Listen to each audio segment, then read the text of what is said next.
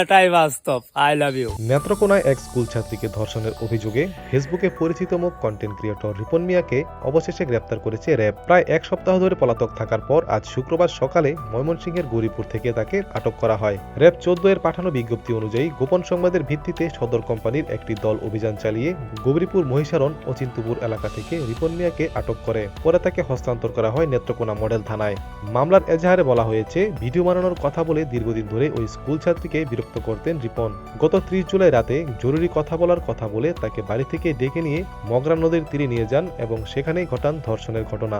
বিষয়টি প্রকাশ পাওয়ার পর গত সোমবার রাতে স্থানীয় একটি বাজারে বিএনপির কার্যালয়ে বসে সালিশ। সেখানে রিপনকে 5 লাখ টাকা জরিমানা করে গ্রাম ছাড়ার নির্দেশ দেওয়া হয় এবং সময় বেঁধে দেওয়া হয় 1 সপ্তাহ।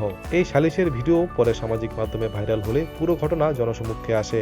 এরপর মঙ্গলবার রাতে ভুক্তভোগীর বাবা বাদী হয়ে নেত্রকোনা মডেল থানায় মামলা দায়ের করেন। ভাইরাল হওয়া সালিশের একটি ভিডিওতে দেখা যায় উপস্থিত সবার কাছে ক্ষমা চাইতে দেখা যাচ্ছে রিপনকে। নিজের ভুল স্বীকার করে অনুশোচনা প্রকাশ করছেন তিনি। নেত্রকোনা মডেল থানার ওসি আবুল খায়ের জানিয়েছেন, গ্রেপ্তার হওয়া রিপন মিয়াকে ইতিমধ্যে আদালতে পাঠানো হয়েছে।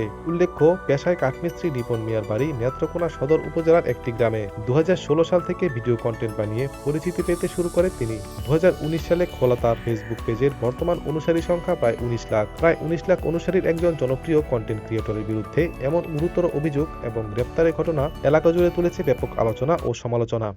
ATV USA news desk.